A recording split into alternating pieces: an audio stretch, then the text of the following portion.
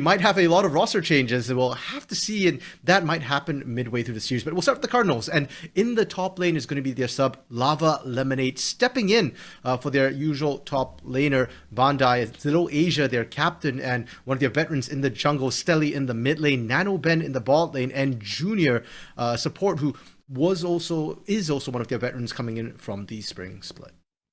Very, very nice lineup. And once again, a team that is working together and trying to scrap their way to the top. Taking a look on the other side, though, we have the ever so lovely OKEA Gold squad. It is going to be Windy, Fake Enemy, Z-Struck, Jopaki, and as well as Archer of Flame running in now. Keep in mind, these might change throughout depending on substitutions and such, so please keep eyes on that. We will try and update you as much as possible as well to kind of keep you in the loop, because that will change a lot of things from on the game, on the Rift play to champion select as well. And honestly, Orbital, I am a little bit worried for this game one. The Okanagan Gold roster in Spring Split with a different roster, they've always liked to go for those early skirmishes. And if you are very skirmish heavy, it is possible to kind of snowball the game before you hit the sort of coordinated macro team fighting stage. So fingers crossed, hopefully Cardinals are able to leverage that strength of theirs. That's what they're hoping for as we get underway with the draft here. Please keep in mind, we'll keep you updated with where these champions are picked, because we have insider knowledge, and I love that fact so much. It is so much fun to be able to cheat our way to here. But taking a look at some of the bans, we do have some of those targeted bans coming out here. As many know, Jinx is very high priority. There are some others as well, but the Talon, the Nautilus, and the Poppy are all going to be directed at the side of this CSUDH squad. Or no, I do CSUDH squad. Yep. Yeah, the lot of target bans coming through. And the Cardinals, actually, the Nico ban's interesting, because the Nico ban isn't actually at the mid lane. They are not aiming for Z-Struck. They're aiming at Archer of Flame, who likes to play support Nico to devastating effect. So they've done their homework. They're taking that off the table. For now, though, we're seeing a lot of tankiness come through from the side of the Cardinals. I like the Ornn pickup for Lava Lemonade. It's not something he's played a ton in solo queue, but it is an absolute unit. It's not hard to pick up. And when you've got carries like Stelly, like NanoBen, pick late game scaling champions for them, then set massive roadblocks, meat shields to buy them time to put out that damage. And not just that, you couple it with those things in the front line. Taking a look on the other side, OKEA are ready to scrap with the best of them, right? You got the Yone, you got the Graves, you got the Syndra. These are all champions that are quite literally just going to rip your tanks to shreds if you're not careful. I don't even think a Rammus is really going to help you. Take a look at the shred that can come out. The general true damage that can also happen if you get the right items. It's gone. I'm sorry. So Little Asia is going to have a lot to work on. However, that backbone coming in here for the side of CSUDH, late game scaling is coming out. But again, you take a look on the draft to OKEA, they are going for that pinch in the mid game, just run you over flat, like not even a moment's notice. We talk about Cardinals wanting to be scrappy, Orbital, but I'm looking at Okanagan's comp. That's the scrappy composition. Samira already? I mean, that is an absolute kill lane. In the bot lane, you're picking things like Graves as well, more of an early ganker who likes to get his lanes ahead. Yone, that's not a champion you're picking to sit back on. You're going to be forward pressuring with that champion. It's got great skillings as well. So Okanagan really taking advantage of that substitute right now, trying to pressure as much as they possibly can. But I look over what the Cardinals have. Yeah, like I said, if you cover nameplates, I'd have thought the teams are switched, because that's a great team fighting composition, right? Milio with the Jinx. Jinx got nerfed on this patch because she got overbuffed in the last patch, 13.20. Her passive can still stack. She can go from getting excited to getting extremely excited as she gets more kills. And Rammus as well, a great scaling champion, Ornn a great scaling champion. My only fear for the Cardinals composition right now is that they don't have very much of an early game, and there is a chance that Okanagan just runs them over the way we were just saying the Cardinals might be looking to do with the sub. For better or for worse, there's a timer. There is a set timer currently on the map, and for the side of CSUDH, if they can weather that timer, if they can make it past, I would say that 30 minutes, 35 minutes in good standing, I think that's very important to say. If they can make it past in good standing, they have a very good shot. Taking a look at OKEA, though, the squad that is rolling out here saying, hey, we are strong, we know it, and we took that loss to heart. We are going to push on forward. This composition screams a greatness to me. And taking a look first, I think we do have to lean into that top lane a little bit, right? Because the Yone is not one that we see very often, and that one I think might be one of the big pivotal points for this squad to focus on. Actually, against specifically the Okanagan Gold squad, we see a lot of Yone and Yasuo bans. And I was running through their OPGG, I was like, who's playing this Yone and this Yasuo? Well, I guess we got our answer. It's Wimdy potentially in that top lane. I don't know if maybe it's Z-Struck does play a little bit of Yone as well, so You know, understandable teams are banning it. It's a 2-for-1 style ban coming through.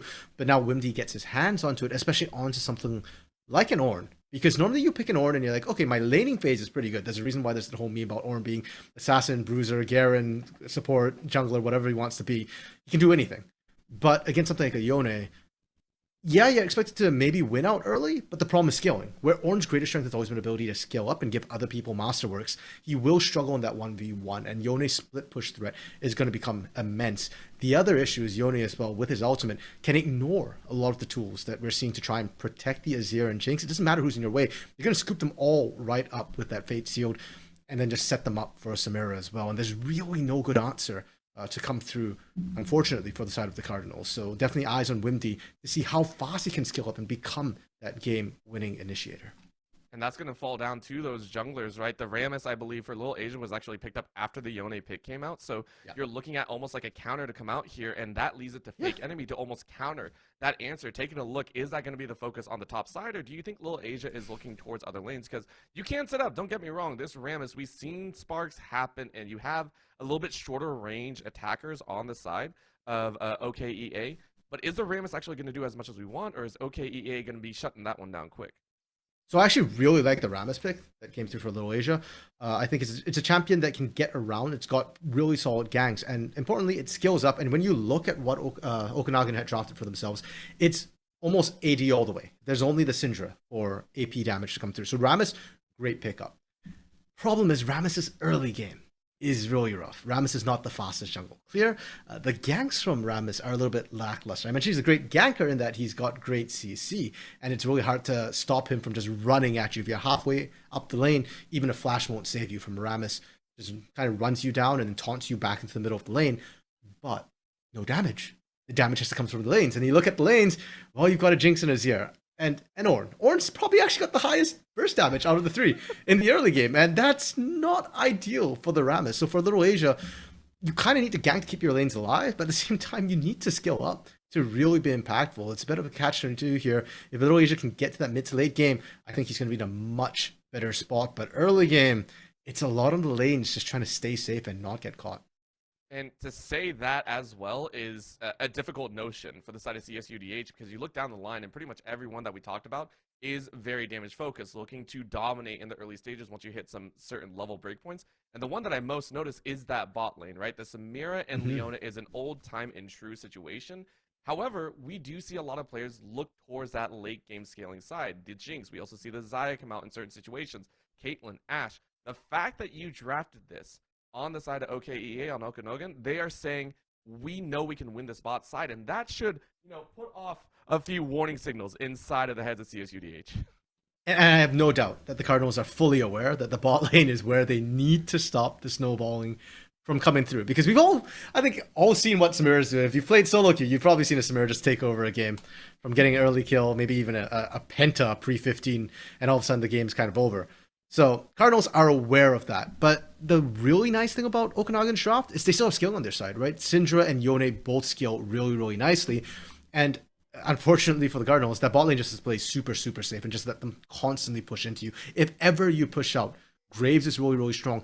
Leona with Ignite as well. It's so easy for her to just go in on either the Milio or the Jinx. We're seeing part of that effect with this invade right now because they know they're so strong early, because they know Jinx Milio can't do anything in those early levels. Not just that, I think we missed some stuff because right now Little Asia is currently roaming around the rift without a and had to recall to regain about 10% HP. That is going to be a little bit of a downer right there. Not only you're not getting a leash, but on the other side, you already know that you're getting counter jungled. So this is a great start for Okanagan saying, hey, we're going to be in charge. We're going to be in your face the entire time. What you going to do about it? It reminds me a lot of old Amumu jungle too, where you could just go in and level 1 contest and there's nothing you can do about it. For Little Asia though, like as a Rammus, the pot's not the end of the world not having that. You're actually going to be pretty safe clearing. The bigger question for me is what Little Asia is going to be able to find besides that, because unfortunately, you don't know where the Graves is necessarily. And if Little Asia tries to steal away blue buff and create a vertical jungle situation, you can get collapsed on. We're already seeing Wimdy get so much pressure in this top lane that if Little Asia was to invade, you could get collapsed on real quickly. That's something that you really got to watch for. So as the wards do time out, CSUDH going to set their sights on keeping the status. Whoa. Hockey, of course. That is a very fun name, by the way. I do enjoy that one. Taking a look here, they are going to set themselves up for a value trade. Archer already hitting level 2, and this is appropriate setup on that bot lane, right? Playing pretty dang far away from your wave, just making sure to nab those last bits of CS. And the wave is actually really, really even, so I don't know if that's NanoBen really controlling the wave really well. That's one of the advantages of Jinx with her super long range rockets to be able to trim waves. If it is well played from them to make sure that they're not getting stacked up on, and they're keeping the wave in a safe enough place that they don't have to worry about an immediate dive. Little Asia actually looked a little bit for that counter invade, could have gotten it off if he was willing to fully commit for it, but kind of walked away, and now Little Asia has nothing to clear on this bot side quadrant. At best, you maybe pick up the scuttle, and I'm curious if Fake Enemy is going to allow that to happen or look to contest. I mean, you saw the pings go down. I'm pretty sure Z-Struck saw the rotate from Little Asia, and it's identified already, right? So actually a give by Fake Enemy, or not a give, I was wondering why it wasn't going down very quickly. There it is the burn, and it is going to be picked up. So Little Asia first to sit on that wrist scuttle should be able to pick it up without too much contest, which might mean Fake Enemy really is looking towards that bot lane. You can already see the diversionary tactic. It is a rotate up instead, but it is enough time. Well done by Little Asia to at least get a little something back. It's not great, don't get me wrong, but it's something. Hey, you know what? You can get that scuttle, that's a win. I was a little bit concerned because Rammus actually is a really slow clearer in scuttle. True. Partially because one of the reasons why Rammus can clear a jungle is that power shell, right? The fact that it bounces, it reflects some of the damage. Guess what? Scuttle doesn't attack you, so there's no damage to be taken from that. Gank into the bot lane. Well, you know who does attack you? It is going to be that ADC. Out goes the augment. It is going to be a little bit of a slow. Right now, Jopaki has to flash away, or at least exhaust is going to save that flash, but good game to start. You get a couple of the summer spells. You put yourselves in an HP lead. So CSUDH bot lane getting a little bit of breathing room.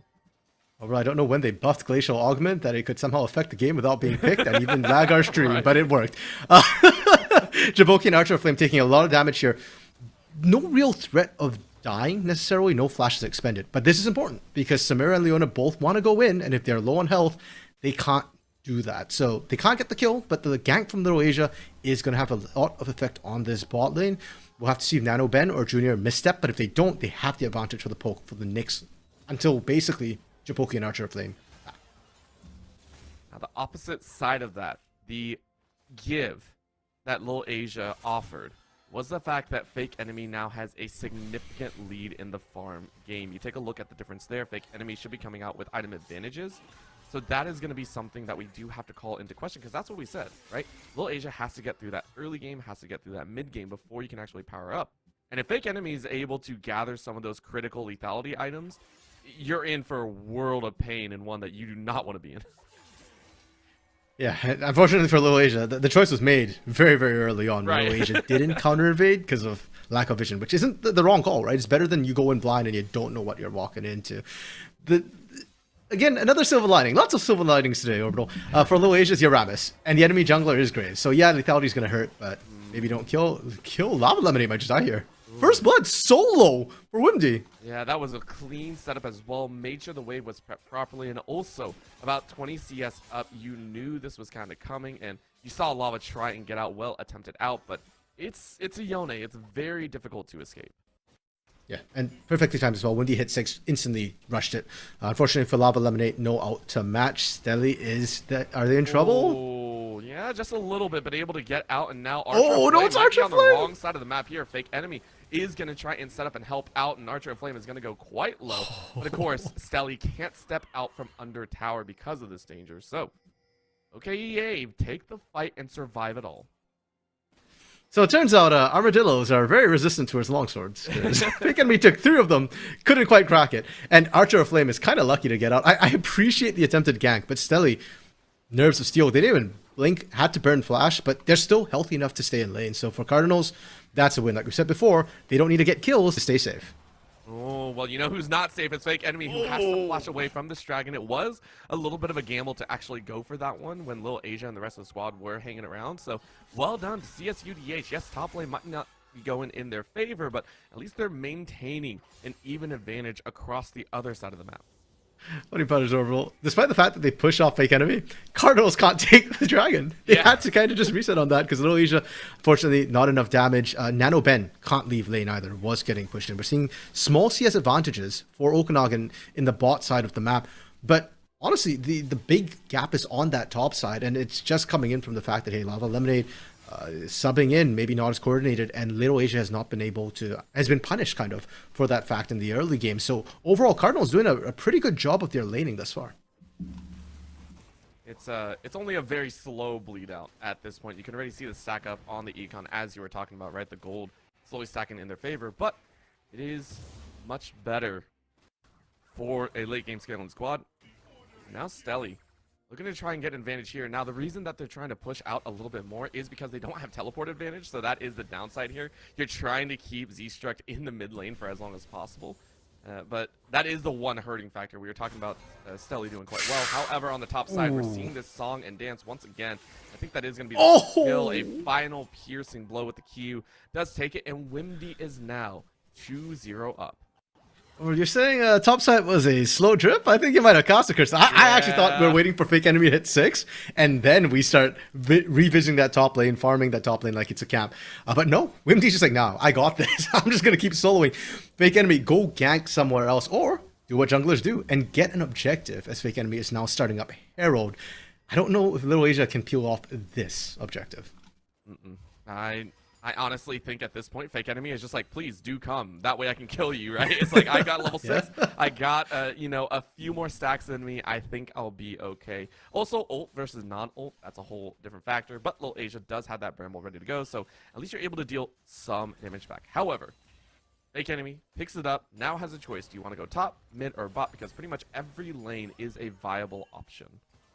Nano Ben and Junior pushing out this bot lane. That sort of Samira Leona supremacy we were talking about really didn't materialize. And off that early gang from Little Asia, making really good use of that time. And now Nano Ben and Junior, they have the advantage. But that is about to swing. Because Archer of Flame, once that Leona hits level 6, then the bot lane has to be careful. Note that Nano Ben doesn't have Cleanse. Being able to catch the Jinx could spell a death right off the bat. There's no heal either, right? There's just the exhaust. And that's very effective against Samira. But if Fake Enemy is ganking bot lane, 2 threats, you can only exhaust 1. It's also relying on that cleanse coming out of Junior, right? You are heavily relying on your support being beside you, which now locks in that Melio to your ADC instead of trying to maybe roam around, look for the rest of the team towards this mid game. At least, that is, if NanoBen becomes a threat, becomes that dangerous monster that we have seen before. Right now, that is going to be a knock-up, though. Lava knocked out of their jump away, and because of that massive damage, I don't think it's going to be able to follow through. It might be close, but Wimdy, again, going for that Bork build. Once the item comes through, Lava ain't getting away at all. Yeah, and unfortunately for Lava, it's not just the Bork build. That was one trade from Wimdy, and the ult is still up. If Wimdy lands the Fate Seal, it is literally Fate Seal for Lava Lemonade. You are dead from 50%. You can see how aggressive Wimdy is. He's gonna dive. Oh, yeah. I mean, no flash. You knew this was coming. Done. And very well optimized at this point. It is a guarantee whenever that ult is up, Wimdy will take the kill. Unfortunately, there's nothing Lava Lemonade can do on his own. The opportunity has passed. The gold lead for Wimdy is too big, and Yone just gets to scale up. So this is normally when you call for your jungler. But look at whose jungler is. It's Rammus. I don't know if they have enough damage from 2 of them to actually kill Yone. Once Blade of the Ruined King comes through, like you're saying, that Borg spike wasn't needed for the 1v1, but it will be great for a 1v2. Heck, I think Wimdy could actually kill both of them in such a situation. I think the only question is, how much health is left after the 1v2, right? Are you living with just a little bit or a lot? And right now in the mid lane, it is a question mark. Z-Struck, though, flashes away. It is going to get followed behind. Good dodge, spot dodge there, but the follow through with the Zenith Blade does not deny that kill with the sunlight. Fake Enemy is able to pick it up, and now Little Asia is going to be on the receiving end. Good taunt under the tower, but again, Fake Enemy is more than happy to continue dancing right in the face of the opponent. And I think for Cardinals, they're okay with the trade. It's not ideal, but the gank got off successfully and they got the kill onto Stelly. Oh, Luasia just barely able to survive, but won't be able to effectively, adequately defend this turret in the face of Herald.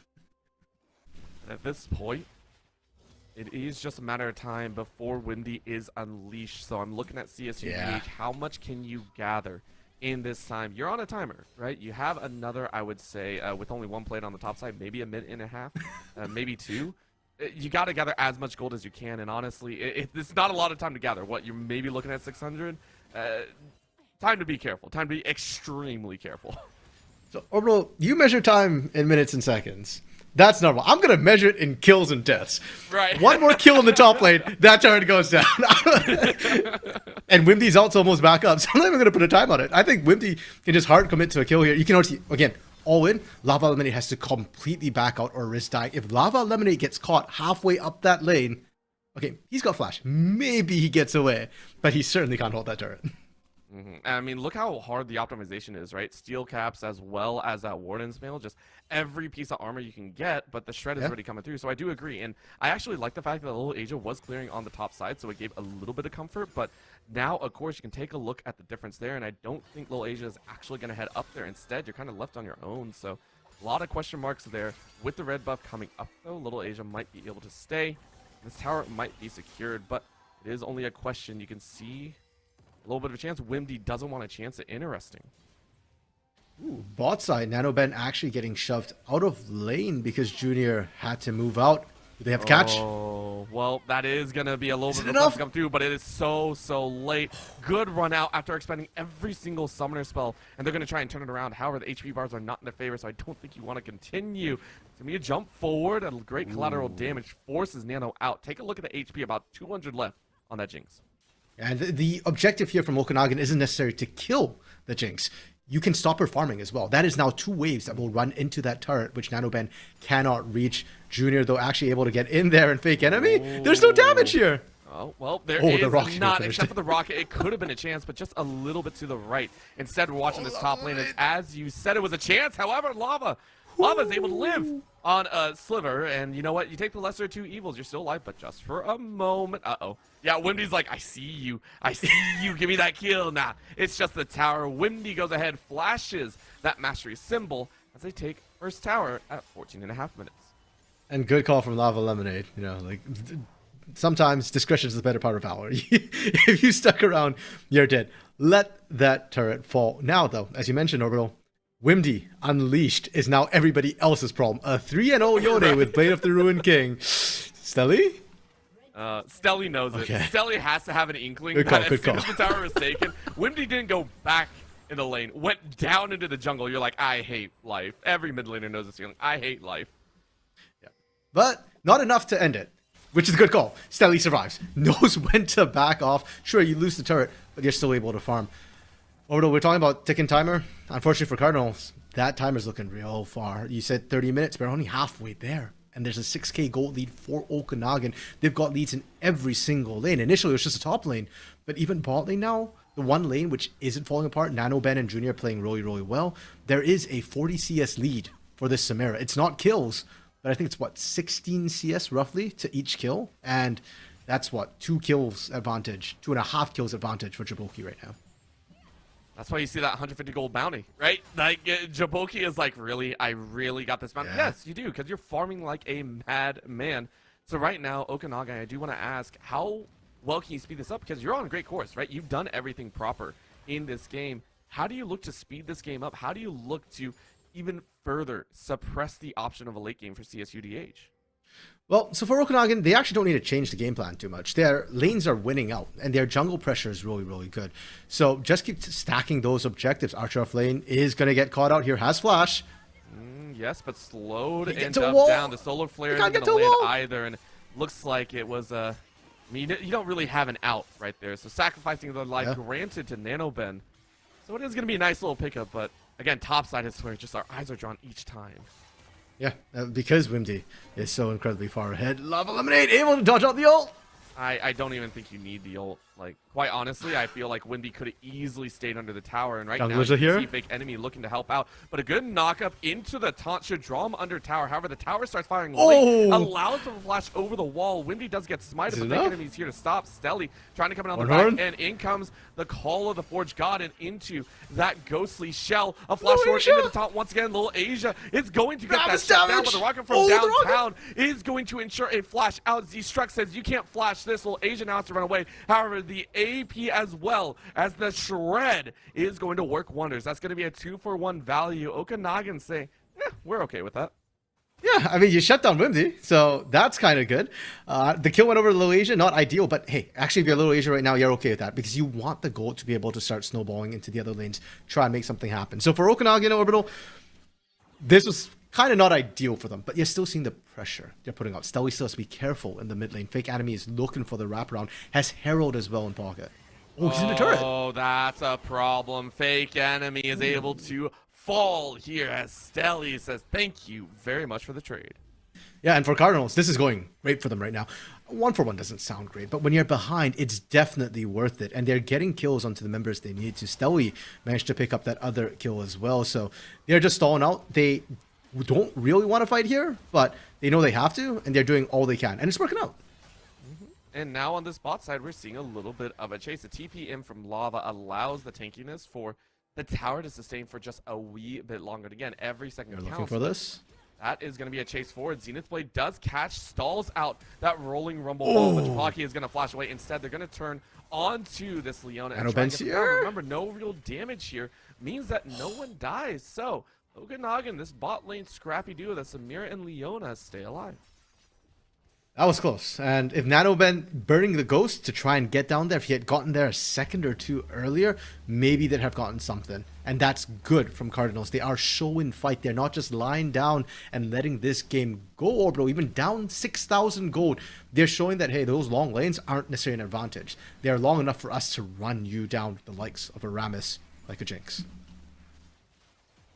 And I like it here. They'll also pick up a bounty on the tower, get some extra gold in their pockets. Try to keep walking forward. The bounties are still up. So that does mean if you're able to find a couple kills in the mid, maybe, or a couple kills on top, whatever it goes to, hey, maybe you can push for some more and start to equate up. Little Asia, though, into a problematic area, gets shredded by a quarter, and Fake Enemy saying that Ghost Blade will do more than just chase you down. Well, the Thornmill is doing a lot against Ghostblade. We're seeing that Fake Enemy doesn't actually have that much kill threat on his own. Ooh. And now he's caught. Yeah, I mean, as you were saying, not a whole lot in value. Tried to use the club, but it ain't gonna work. Great kill, once again handed over to NanoBen.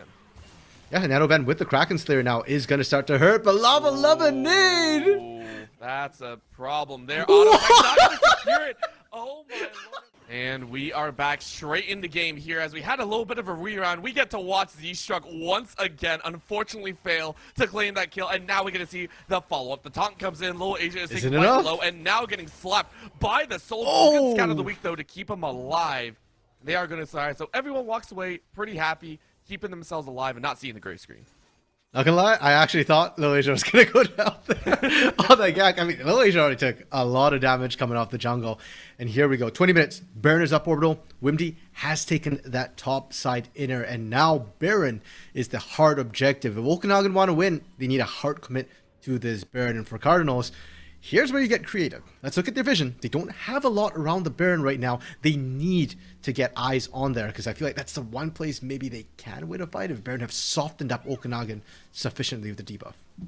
What they're actually looking for right now is saying, hey, we know you're not on Baron right now. We heard the Riptail get dropped topside, so maybe we got a chance to actually go for this Drake. Considering Okanagan is also getting close to Soul Point, I don't dislike this idea. Yeah. However, Z-Struck might be looking for an opportunity. It is going to be sided. They do see the jungler, though, so this is a jungle versus non-jungle situation. Right now, Stelly, though, fighting it out, and that's going to be stolen. Or, no, not stolen. I lied.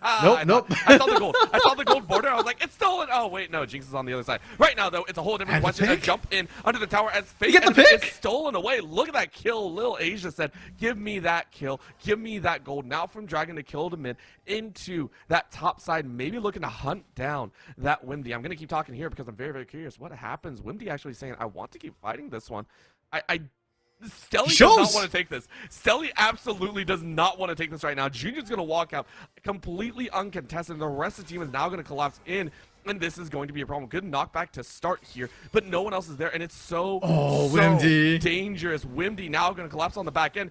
work around with the rest of the team here, and the Scout of the Week catches one. They are Stelly taunted gets and it. killed, Keep and going. now they might be able to follow up behind. Japaki is going to get shot back, and this is going to be the team fight aspect coming alive. However, Nano going to be taken quite low and almost chopped down, but it is Luden, so it's not going to be the burn. Well done to the rest of the squad, as that is going to be capitalized on.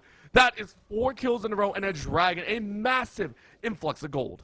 Remember the game plan, Orbital. It was kill fake enemy, kill Wimby, go for Baron. Okay, they don't get the Baron, but they got the kills on Z-Struck and Japoki instead, and the gold gap starts closing. Cardinal's coming online. Sure, they're still down 4,500 gold, but we see that, Orbital, the players don't. For Okanagan, it's got to be weighing on their minds right now. They went from, what was it, 6-2 or 5-2 to now 7-9. Cardinals are ahead in the kill game. Welcome back to the mental aspect, and remember, we did say, although this composition for Okanagan has a lot of good damage, it is questionable in the late game. The taunt draws him back, and Stelly now gets free reign to poke. Keep in mind, this isn't a Azir you can hit from long range, just waiting for that soul to come back out. However, Baron is currently being started. Remember, they did see the Ramus, so this is the right call. However, take a look at how much damage Archer is taking. Remember, the debuff is coming out as well. I'm not sure if you actually want to say here, Archer's going to take one more shot. Nano is going to look. Yeah, that might be the reset that up. you want. I'm not sure if you want to do that. Rocket to the face takes their life, but that's going to be the Scout of the Week into a kill. However, look at the zap. Look at the damage coming out. The Rockets are doing so much work. Lava now taking up the Baron instead and trying to scout it away. No Ornhorn yet, but look at this, a massive AP damage and a flash right back out, an immediate run away from the rest of the squad. Turn, they went too deep. Goes Little Asia. Little Asia said, please can we fight this, and you are able to trade one collateral damage, or at least a little bit of a brick on the side. Fake enemy deters any follow-up, but that is going to put them at 11. However, on the bot side, Wimdy is able to take a tower, gets 600 in their bucket. Let's highlight the fact that Wimdy has Hull Breaker as well, because I really think without that Hull Breaker, this doesn't happen. Cardinals are actually answering back, and we said, hey, that Baron for Cardinals, they don't need to take it. And it will soften up Okanagan. The amount of debuff on Archer of Flame was a big reason why those rockets were hitting as hard as they looked. Stelly? I mean, I don't think Stelly can get out. I was surprised. I honestly thought Wendy was going to try and go over, but there were no extra dashes or anything of the sort. So, thankfully, Stelly is alive. A lot expended, though. And Wimdy did that without his ultimate. Fate Seal just came back up. If that was up, you're probably right, Orbital, and Stelly doesn't get out. So Wimdy, still a massive problem. And now for Okanagan, it's a question of how they utilize that threat. Because they still have control of this game. It's a question of, have they realized it? And I need to see that 4-1 split push materialize. Even on that Baron, it wasn't really a 4-1. Archer of Flame had started that up before everybody was there. And that's a big reason why Baron didn't get shredded. Oh dear, Orbital, we've gotten into the pause. Okay, this one's short. Good. So we're still right back into it. We're okay. Don't go crazy right yet. Please don't. Game, hold on to us. Right now, I do agree though. We have to get back to understanding it is that moment of weakness that occurred, and they can't let it get to them. Okanagan still have to identify, and for this fact, the pings going down saying Baron is the right answer gives me a little bit of hope. Okanagan still deem it that they are stronger in that aspect, saying we can take the fight if we are together. However, I don't think Wimby actually wants to, but Archer of Flame saying, I want to take this pink ward. Please let me get it. Little Asia says, okay, I allow you to take away that vision. They had vision on where Nano, Ben, and Stelly were, so there's no real kill threat onto Archer of Flame until the carries get involved. And speaking of carries get involved, oh, Archer? This is a problem. Archer doesn't realize how much damage is there. Rocket body block coming out of fake enemy. And honestly, that is a mess up from Okanagan. They have to be worried about this. Now it's going to be a 3-man Ornhorn body block by that Todd, but it is going to come. And Scout of the Week on the back line. Into the Fate Sealed. The shove comes out, but it's a little too late. In goes the Inferno trigger, and death blooms from the back line. Triple kill to Jopaki, the only 3 they need. I didn't think a Lotus took that long to bloom Orbital, but the Death Lotus took forever. Or I guess it's not Death Lotus, that's Katarina, isn't it? But for yes, Samira, the Inferno trigger took a long time to really get up to heat. And we were just talking about carries not getting involved. Who wasn't involved in the fights? Japoki. Those are the first kills Japoki picked up. A triple kill, and Japoki is 3, 2, and 2. The other carry who wasn't getting involved in team fights? Wimdy. We were talking about the fact that Yone can ignore all these tanks and get to the backline, and you saw it in that fight. As soon as Wimdy showed up, Nano Ben got his first death of the game. Not just that, let's also give props to Z-Struck, who had a 4-man scatter the week, and now NanoBen, we got to congratulate for getting the rocket from the back line. I do believe Z-Struck is also one shard away from getting the impacted, I think, 20% extra AP. And you know what? You're fine with that. Right now, Okanagan are quite literally back in control, and now, instead of just us seeing that lead, they should feel it as well. Yeah, they need to maintain it, though, Orbital. And they're still kind of at a similar point to where they were before we got that pause, before the Cardinals start mounting a massive comeback. And that is Baron still on the table. The base has inhibitor turrets down, but they're still really good clear from Cardinals, and Cardinals are not locked into their base. A lot of times when we talk about inhibitors going down, the biggest issue is that the team that lost their inhibitors can't leave their base, and they're stuck in there. They don't have vision. They don't have ways to step out.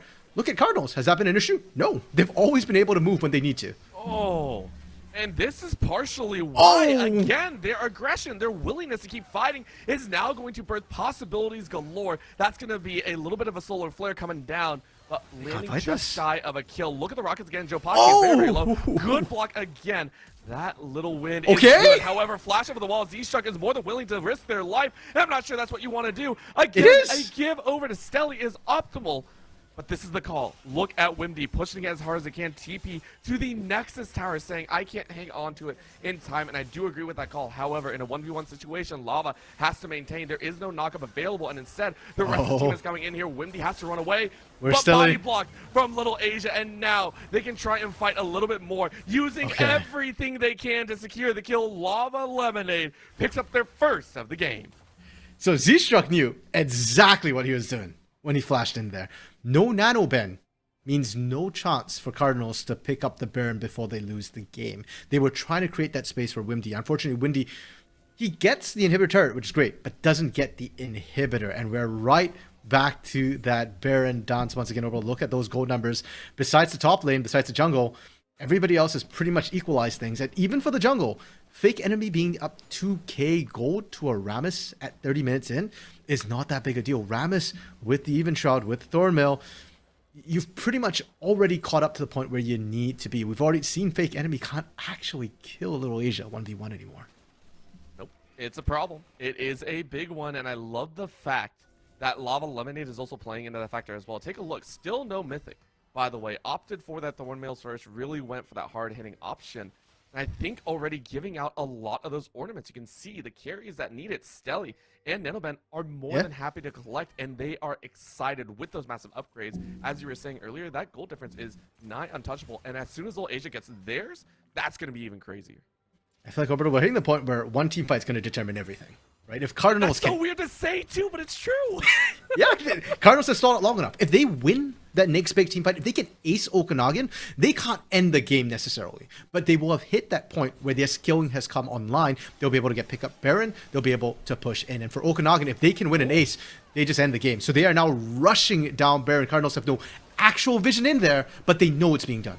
Oh, well, Junior actually got knocked out. That's a problem. But the fade sealed in the back is just enough to stall it out. It was well-timed, well-played, and honestly, on the side, Junior lost everything. Summoner spells galore are down, and same as the cleanse, Z-Struck was doing very well on the edge to secure that Baron for Okanagan. And Cardinals, they've been doing so well before this, holding off the Baron, but Okanagan, they finally, by the way, this is the first time we've actually seen them take the Baron as 5. Before this, it has always been that 4-1, that sort of weird 1-3-1, and kind of teasing the Baron. No, this time they hard committed, they pick up Baron, and because of that, 10k gold lead Orbital, as well as a Flame Horizon in the top lane. They have all the tools they need to close this one out. That one big fight we were talking about, it might happen in Cardinal space.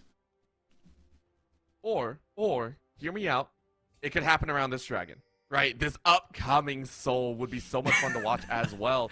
Just for silliness sake, right? I do understand why it should be in the base, but I want to see that dragon fought for. I want to see all objectives fought for, and I want to see a steal come through. Mostly because it's funny. Z-Struck, though, might be on the receiving end of a problem. That's going to be the scatter. We dodge out thanks to the ensemble, and then into a quick kill on their mid lane. Is going to follow up with Fake Enemy in the wrong spot. Remember, they don't have flash, and that's going to be a shot. But on the top side, that's going to be a kill trade. Wimdy, we have to keep eyes on that mini-map. However, this is going to be the call down. 30 seconds on the dragon, not going to be taken. Archer is going to try and run interference. A solo for on the top side. However, the rest of them are going to back away. Well-timed, well-called.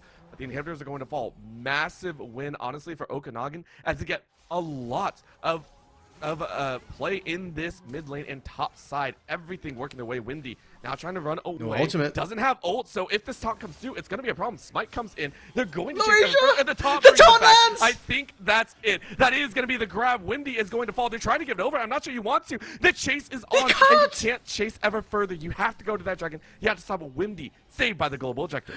The Hullbreaker is nuts. The amount of resistances Wimdy had. And now Asia, NanoBen, Stelly going for this. Both carries are here. It shouldn't be able to be a steal. And Wimdy has just gone right back to top lane and just keep pushing. I mean, you don't have to fight this dragon, right? Even if you die, you're okay as long as Windy is pushing. That's going to be solo for the come in. Trying to stall. At a little bit of a punch. That's Z-Struck behind. Z-Struck from behind and gets to kill Amelia, but not a major target. Jopoki is going to try and fight it up. NanoBen's popping off. Flash in works, and that's going to be a body blow. Meanwhile, in the base, it's going to be a little bit of a problem. But look, Windy is actually taking quite low. This is going to be different. NanoBen canceled. Hang on. Gets the NanoBen's dead. But look at the collateral damage. That's going to be a problem now. Stelly is going to try and do their magic, and it does. It happens. It works. Z-Struck is now taking low, and the chase, the taunt should bring their doom. Following up behind, Lava Lemonade was able to save the base at least for a short time further. No, they weren't. I was wondering what was going on. It's GG. Windy ends it on their own. It was looking close. We didn't see it. But is keeping their starting roster on. Cardinals are keeping the same players as well. And the fact that they are jumping straight into draft means that they are ready and raring to go. This is very, very impressive. It doesn't look like we really have any player substitutions as well. So everyone's still staying in, which we love. Really huge props to all the players making it work here tonight. I personally know you don't want to make changes. You don't want to have to sub out. It sucks. Taking a look here, though, first adjustment is going to be that Jinx, which I think is appropriate. NanoBen had an opportunity. If that game went a little bit later, that Jinx could have been the problem. The only adjustment, actually. And it's funny that the Cardinals lost, and usually we're used to seeing the losing team make the adjustments to the draft. But no, Cardinals, like, it wasn't a draft this year. We're fine with that. And Okanagan, despite winning, we're like, no, we can't handle that Jinx. And it's true, they really did struggle to get onto NanoBen. I think NanoBen only died, like, what, twice that game or 3 times that game? The first death I remember took forever to come in. Yes, it took a very long time. However, we're seeing a major shift in the top side. To give you a little bit of an idea, this Jax was a blind picked after the Yone and Darius were banned. So that is a big change up. And then the Volibear was also blind. I take that back. Volibear was blind. The Jax actually came out as the counter pick. And this is dangerous territory. You know, they could both be blind, because when the Volibear was picked, we were thinking it was jungle originally, right? Like, we were talking about the fact that, hey, Little Asia did really, really well with the Rammus, but I'd like to see a stronger bridge in the early game, something that can gank a little bit better by itself, have a bit more agency. Volibear would have been perfect. So, to a large extent, I'm not sure if Wimdy was expecting to play into that Volibear, thinking that's a jungle and I have to pick this blind. But already from this draft, you can see Cardinals much stronger early game with the J4, with the Volibear. Still a lot of tankiness, but a lot more damage as well. Give that damage back. Have a little bit of fun. Fake enemy, though. Going still for a little bit of Bruiser-style build. The Viego coming out here, and then Z-Struck. By the way, we do have to point this out because the Diana came out afterwards. That was a blind pick Syndra. Z-Struck saying, I had a good enough time. Let's go ahead and do it again. This time, Stelly, a little bit more give or take. In this situation, you either give a lot of damage or you take a lot of damage. There is no in-between. This bot lane, though, I'm going to wait. We are going to see it come out here. RMC, you had some strong words when we saw this before in the pro draft. So I'm personally a big fan of Swain. I used to play him in the mid lane before his rework, and post rework, I have been a big advocate of Swain, especially into engaged compositions. And what's important to note is we said Syndra was first pick. Well, Ashe Swain were the first 2 picks for Cardinals, and the moment that Swain gets picked up in the bot lane, engage becomes very, very dicey. But you can see the confidence Okanagan Gold had. They picked a Kai'Sa Alistar. It's not just an engaged support this time. It's not just a Leona for Archer. No. You got the Alistar and Kai'Sa as well. Kai'Sa largely plays inside of that Demonic Ascension range. And trying to go in on that Ashe, sure, Kai'Sa into Ashe, definitely not a bad matchup. But into the Swain, that's a tough one. So Okanagan Gold, it reminds me a lot of what happened last game with the Samira. Very, very short range. The idea is good, but the execution, the threshold for execution is so high. If you misplay, it's so difficult for Jopoki to be able to survive in these team fights.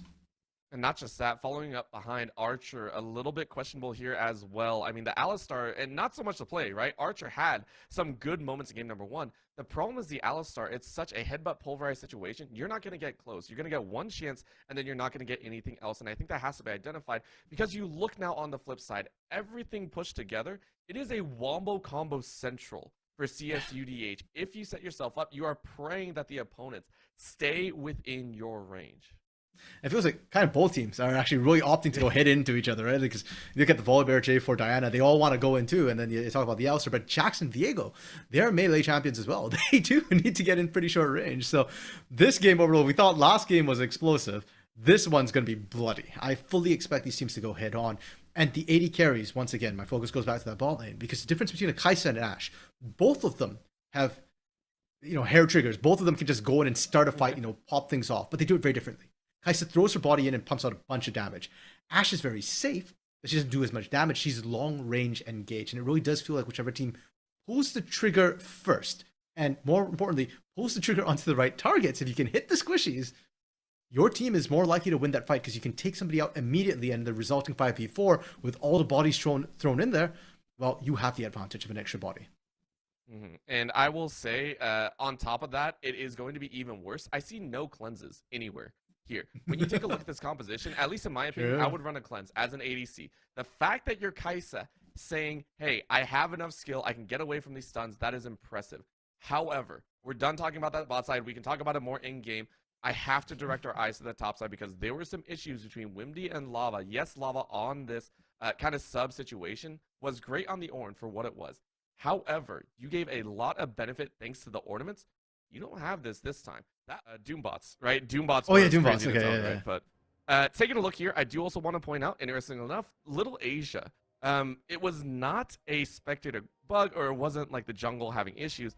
Little Asia just prefers not to run with a potion in pocket. Yeah, so I guess last game as well, it wasn't that Little Asia got forced back. They just decided, hey, I don't need the pots. And I kind of like the idea, especially if you're not worried about getting invaded on. Last game, a little bit risky. Hey, still survived, and it's worth it. It's an extra 50 gold in pocket. I don't think it actually changes the breakpoints for any of these junglers as to when they want it back. But, hey, 50 gold saved is still 50 gold invested, right? True. Every little bit helps. That's why I run Futures Market. Not because I can't CS. Don't ask me questions. I totally CS just fine. Wimdy, though, starting with the Counter-Strike, happily going to go ahead and take a leap or two. Taking a look at the Crescents in the mid lane, though. Everyone getting their pieces. Yep, there we saw it. 9,999. Definitely here in the game. I like it. Let's see how many times we see that. That happens with Terrain a lot of times, because Terrain's actually coded as minions. They're just... Wait, really? What you don't... Yeah, actually, like Is all that those your walls... long-lost cousin, Steve? Yeah, no, like how like ninjas used to like hold up the thing to blend into the wall, like they hold up like a cloth. That's basically minions just holding up pieces of terrain. It just looks like terrain. It's the same reason why I couldn't hack it in the lane, so they got given a cloth and said, "You can't be seen. You failed minion training, so you get made as terrain." It's the same thing. You just show up in the lane and you just stand there and die, right? That's a minion show. That's so sad. Now I'm so sad about all the Ornn barriers that have been broken, right? Like all of those pieces. Meanwhile, we're seeing a little bit of the HP break now as Stelly is trying to get a little bit of dance. Good scout of the week, though, as Z-Struck is setting themselves up for success in the mid lane. Stelly tried to go aggressive, but instead got punished by Fake Enemy. Great call by Fake Enemy as well. Knew that aggression was going to come out at level 3.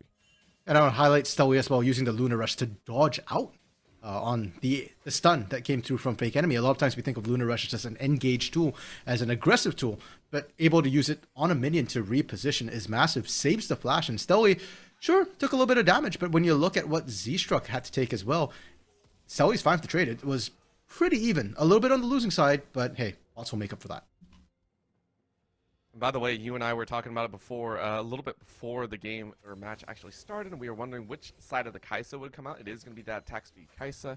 Go ahead, see lethal tempo in there. So this is going to be up close and personal, hopefully getting those trades of value. Now a look in the mid lane. Little Asia also making their own visit. However, sitting on top of a ward causes a few complications. And that's Fake Enemy's ward, by the way. Z-Struck has actually not chopped the ward yet. 2 stacks of the yellow trinket. So great play from Fake Enemy to keep their mid laner alive. Orbital, you said enough of bot lane earlier. Do I get to rant more on this Kai'Sa pick now? We are in game after all. Hold on, let me double check what's going to go down. Wimdy gets a couple trades. Okay, no, you can't. Okay, so the Kai'Sa. The only build which I thought would be half decent would be sort of the range poke build. Oh, Lava Lemonade. Wait, hold up. Shield is up. Couple slaps. Okay, they're fine.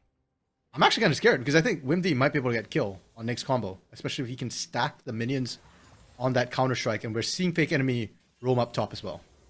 All right. Well, you know what? We'll hold off thoughts on that. I didn't see him yet. Yeah, that's going to be a problem. Lava Lemonade now sees it. Does have flash available if you're able to dodge out, but the shield might not come up in time. Yes, it does. Are you going to flash out one more auto attack underneath the tower? Both flashes at least. So fake enemy and Wimdy go ahead and collect first blood. Assist, though, to Wimdy. Oh, Stelly control.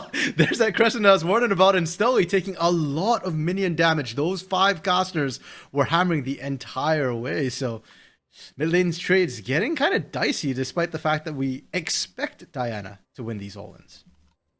A little bit of a difference there, and I'm very interested to see what happens at level 6. Heavy trading, though, has granted Stelly a little bit of a reprieve in the mid lane. Z-Struck more than willing. There it is, finally TPing in to that mid, whereas Stelly was able to gather, I think, another wave or so back on level 6. Yeah, and more importantly, unfortunately, Z-Struck's coming back with no combat stats, right? The Sapphire Crystal, as well as Tear of the Goddess. A lot of mana, but nothing to help with combat. Stelly's coming back with an Amp Tome, as well as the Dark Seal there. So Z-Struck has to be very careful. If you die, that snowballing from the Diana is going to become an issue. And unlike top lane, mid laners roam. Well, they should, I should say. Right now, though, fake enemy is roaming way more than others. That's going to be a jump under as Archer is actually going to be in a bit of trouble. Took a tower shot, and with those they can turn flurries of arrows, it's going to be a difference. That's going to be one more auto attack, and then the kill. The triumph! The heal came out. There's the final blow. Junior is able to take it. However, great attempt by fake enemy to gather up a little bit more. That's going to be another stun as Lava Lemonade has nothing in pocket. One more hit should take it, and Wimdy says, thank you very much. 1-0-1 in the top side. Now a lot of 9,999 damage. 9k all the way around as Z-Struck is trying to fight the way out. Now on the bottom side, once again, Lil Asia is going to get a re-gank off, or at least a revenge gank as Japaki is trying to run away. Shut down for Lil Asia on the J4. Stelly's wanting to collapse down. Little Asia needs to keep chasing. Flag track. Not going to land, and that means that Jopaki gets great damage there. Quarter HP gone. Thumbs up from the side of Junior, who was able to thwart off the dive on the bot side. Oh man, I got really scared for Jopaki for a second there. I was like, it lands. If it lands, they might die. But yeah, they called it off for now, and Jopaki will be able to survive. Jopaki, though, able to pick up quite a bit of CS as well on that push in, especially since Nano Ben was dead. So I think Jopaki will be okay with that. Archer of Flame, probably not as happy he died, but hey, it is what it is, right? They'll be okay. They'll survive, I'm sure. There's going to be more attempts later on, and it's just like, okay, that's fine. Archer, though, being an absolute annoyance here to Lil Asia. Lil Asia was trying to go for the plant, and Archer's like, nah, this is mine. I'm full of HP. It doesn't matter, but it makes my tummy a little bit more full. I love the fact that the jungler can't do anything against support when it just comes to straight zoning. Ooh. Okay, the ward does get blocked out by a pink, I think, or was it? Did they not finish clearing of the sweeper? I don't think so. Rip. Okay, that's good for Cardinals. Yes, it's still on there, so it will counteract. It looks like the scuttle. Yeah. Okay, that's good for Cardinals, because they do want to make sure that, hey, they see incoming ganks, especially when fake enemy has already ganked the bot lane once, and you're seeing such a big discrepancy between the AD carries. We talked a lot about Swain being able to neutralize a lot of what Kai'Sa wants to do, but gold solves a myriad of sins. Orbital. The Roman Catholic Church used to sell pardons. In League of Legends, we sell items. Same thing. You sin, buy an item, you kill them anyways. Ooh, and looking for a bit more as well as this wave is stacking up. Keep in mind, Nanoben, for all that's gone down, unfortunately, is falling behind a decent amount. I think this wave will be able to catch him up. Getting close, I want to say about 10 CS behind instead of the 20 that we're seeing there. So it's its own kind of hellhole for Nanoben right now as Japoki and Archer are more than willing to roam, get multiple wards down. Pink ward actually being dropped, and now Japoki might be in a rough spot. Great damage being laid in. Look at that, 50 to 55% in the snap. One full combo, and Enchanted Crystal Arrow is up. So if Low Asia wants to gank, or heck, if Stelly wants to gank as well, bot lane looking kind of juicy. But I'm looking at Low Asia and Stelly right now. Stelly has been shoved under turret. Z-Struck is keeping them locked in, and Low Asia right now near the top half of the map. Junior has ult. I mean, that's a good headbutt out, but that's going to put him right good in a dodge dangerous scenario. Good dodge on the side. Japoki with the side step. However, that is the burn that we're going to see. NanoBen puts the hurt down. We were saying this was a questionable lane setup, and it's not a great one for Okanagan. CSUDH trying to make the best of it. I feel a bit bad for Archer as well, because in the initial trade when NanoBen died, Archer died as well. And because of that, Archer missed the XP. Junior hit 6 first and just walks right into them. Archer did not have the unbreakable will to get out. And there you go. As soon as they get that bot side pressure, LoAsia is there to secure that dragon as well. So far, CSUDH, this adjustment from full late game to a little bit more early mid has kept them in pace. 3 kills apiece, 1 dragon to their name, and only 1,000 gold behind. I would dub that as an absolute victory. However, LoAsia not exactly going to enjoy this one. Gets knocked up, gets slaughtered, gets punched. That's huge. That's a great follow behind. Fake enemy adjusting and predicting where the flag and drag was going to go. Fake enemy heard you, Orbital, and they're like, nope, that's a partial victory at best. I'm about to equalize it. And let's not forget this top lane. Wimdy is still farming up a storm. Sure, not as many kills, but it's still working really, really well. Junior, again, lands a root. Oh, and this time it's a little bit of a problem. Sully. In comes the moonfall. Beautifully done. And for all that Wimdy has, remember, it's a challenge to say the least. Stelly and NanoBen are going to put up the best fight of their lives to try and work against Wimdy once towers break. And again, I'm not even looking at NanoBen. I'm looking at Junior right now. Junior 1-0-4, and I am terrified. If this Swain gets fed, that's going to be the big issue for Okanagan to try and play into with all the short ranges that they have. Thankfully, Japoki wasn't there on that invade, so Japoki will still be able to pick up CS, keep that lead, at least in the AD carry matchup. Again, it's more about the supports, I feel like, in this bot lane right now. I mean, that's some of the best. However, we couldn't even show you what happened topside because it's just a little bit too brutal. Lava Lemonade unfortunately falls for the 3rd time, and as we said, it's a dangerous scenario. You're not the Orange. You can't give extra benefits to the rest of the team. That's going to be the problem. However, Unbreakable Will on the bot side is now up and available. TP? Because of that, that's going to be the charge. TP in Archer, flashing after behind, and that's going to be a little bit of the ascension. Archer Try and dies? turn it around. Oh, Forced flash out. But with Wimdy there, you cannot follow up.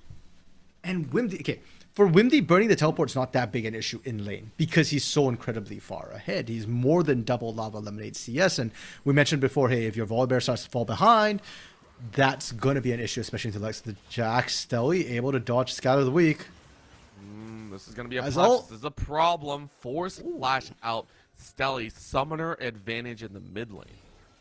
But that's the sort of trades we're seeing now in the mid and bot lane. Remember, like, we saw Archer of Flame get wrecked under his own turret. When he got pulled up, he lost 2/3 of his health. Even Unbreakable had to be used. Now in the mid lane, if Z-Struck misses Scatter of the Week, you see that Stelly, that's 80% of their health. Without Flash, that's 100% kill. Because Moonfall was available. If you don't have Flash, you get pulled in. Stelly was just trying to burn it to set up for later. And Cardinals right now, they are running mid and bot. They might be behind in gold, but if they could leverage that towards objectives, they can very quickly catch up.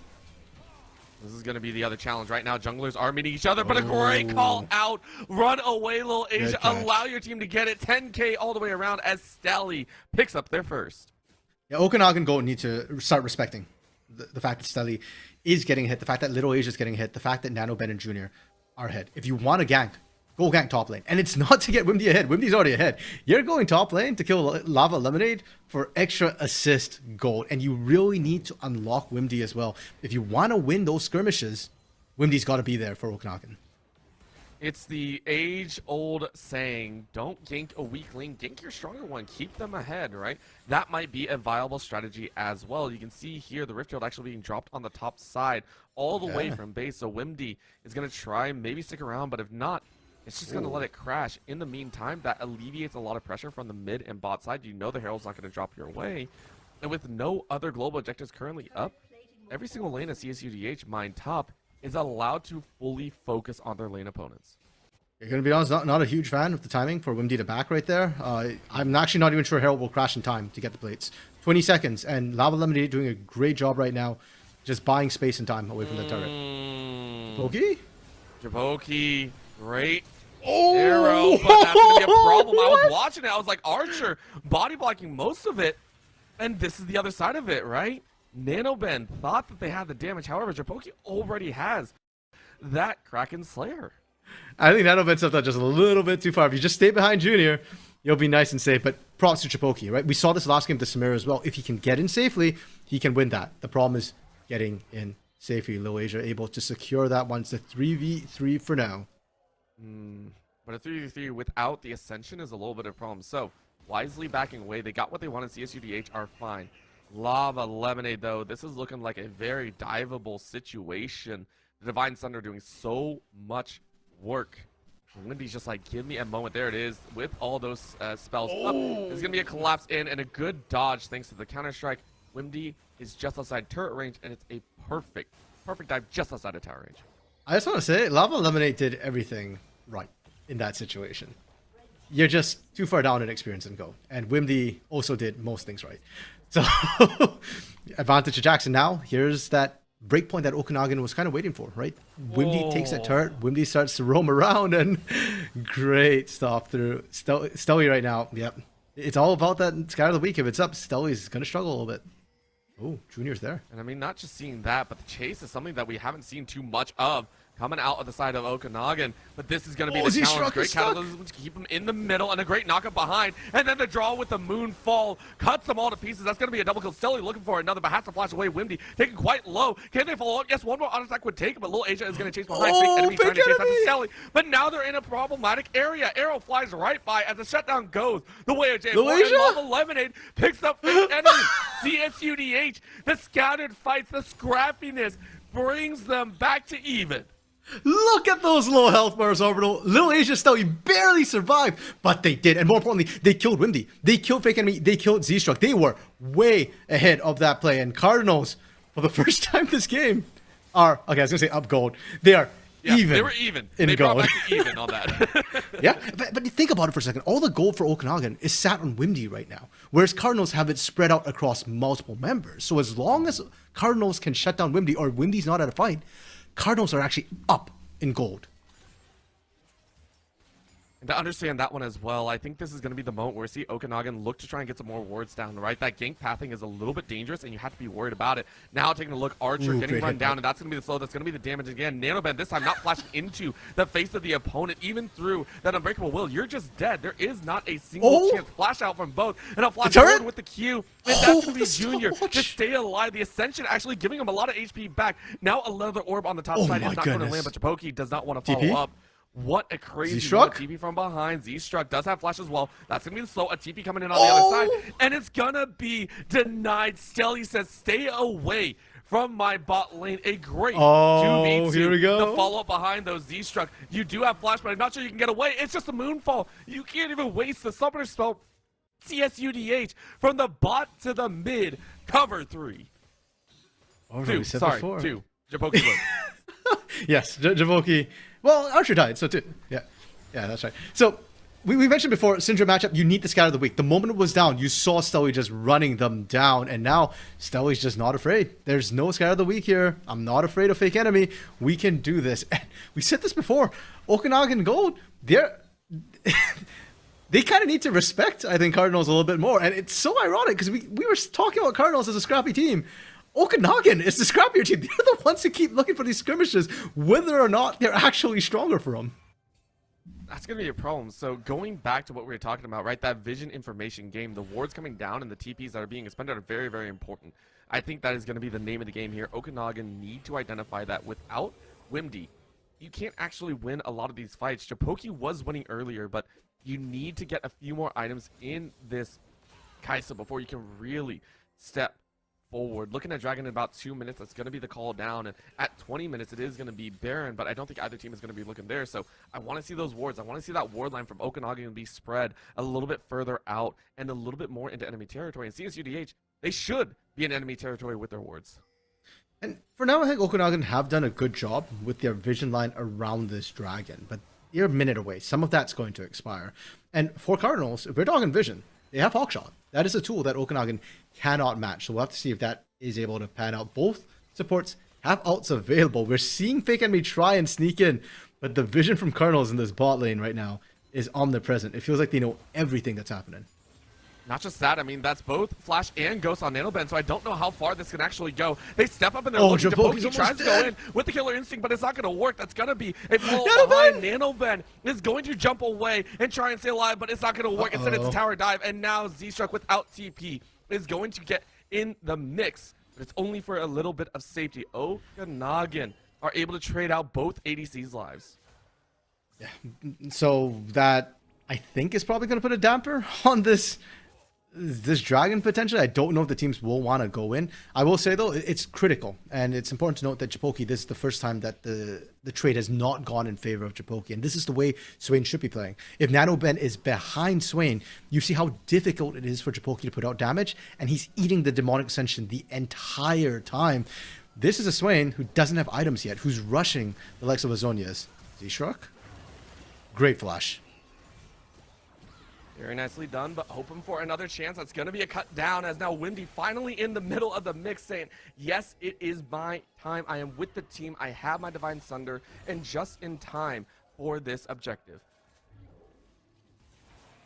And with that, Okanagan able to secure this one, walking into it. Unfortunately for Cardinals, they don't want any piece of this. A lot of their wins have been either defensive in the bot lane or coming off Little Asia and Stelly going in together. Without Stelly available, without that Moonfall available, they don't want any of that. Junior getting cut off in the lane. Oh no, this is a problem, that's huge. Junior. You don't really have that much behind, and this is the other side of the Swain, right? You kind of get run down if you're alone at points. It's scary, and now it's NanoBen's turn. NanoBen, I don't think you really got help. I'm sorry. I didn't want to watch that, but I had to. I'm sorry. It's the price you pay. And unfortunately for NanoBen too, there's literally nothing you can do. As the AD carry, you watch your support get picked off mid-transit by 3 members, you're like, I'm dead. Let's just farm what I can. That's unfortunate.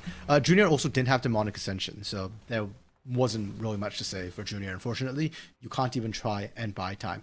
I like, though, that Cardinals' Lava Lemonade was able to at least farm up a little bit, try and close that CS gap, and get some damage on the turret. There's no plating, so it's either all or bust on that turret. But hey, you're setting up, and next time Wimdy goes Roman, maybe Lava Lemonade can cash in. Maybe we say that with all the love in our hearts. But right now, we are seeing a little bit of a shift with those kills early. CSUDH have not had the most fantastic time, and really actually giving back to Wimdy. That's allowed them to actually go even harder. This is going to be a problem. The flash forward to follow behind, and it's only going to continue. I mean, this is tried and true. The fighter is working wonders against the bear. Now Lil Asia is actually going to feel that end as well, because with your top laner down, Fake Enemy felt okay to walk forward. However, a great jump over to that blast cone gets him out to safety. Fancy feed from Fake Enemy. Love to see it. Breaking ankles as well, using the blast cone. If he had known, he should have probably popped it right away, but he didn't. And the fact that he's able to position himself to get over the wall with no one else, huge. Japoki taking advantage of that one. And ooh, wow, one Void Seeker able to answer back the poke that NanoBen put in.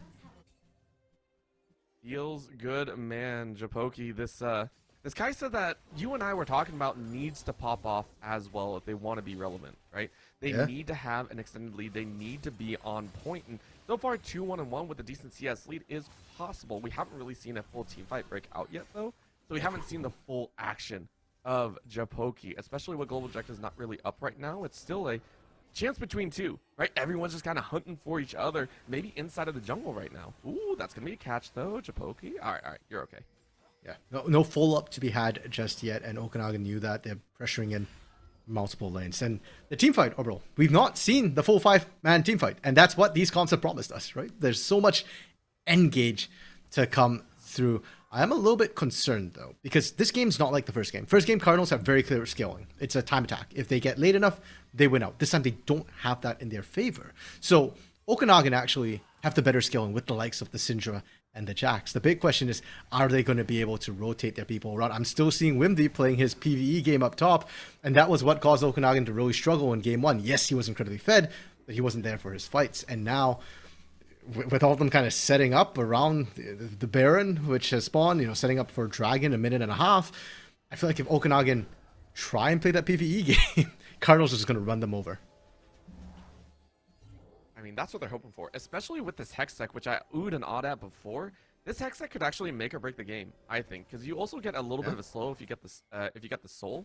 So not only do you get extra ability haste, not only do you get a little bit of attack speed, but you get a lot of fun behind it as well. You get to slow the enemy, you get to keep in contact with them, which chasing after the likes of the Okanagan squad, they're not going to enjoy that much. So that is kind of looming over their head in a sense. So CSUDH, not only will they have a little bit of fun if Okanagan are a little bit slow to some of these objectives, but if you give over the wrong thing, then your life just becomes infinitely worse thanks to Summoner's Rift, just giving you a not so great roll. Yeah, additional attack speed, additional ability haste, and that Ash passive on everybody. Yeah, that is very annoying. For now, though, that hasn't happened. And Okanagan doing a good job, you know, grouping up, playing towards that top side a little bit, clearing out the vision around Baron, but that comes at the expense of Dragon and Cardinals. They're looking for an ambush. Keep in mind, Hex Gates means that it's possible to get behind the enemy team without them realizing. Well, let's see what's set up here. Dragon up in about 25 seconds, so a very early persistent setup here by 3 in the mid-river area.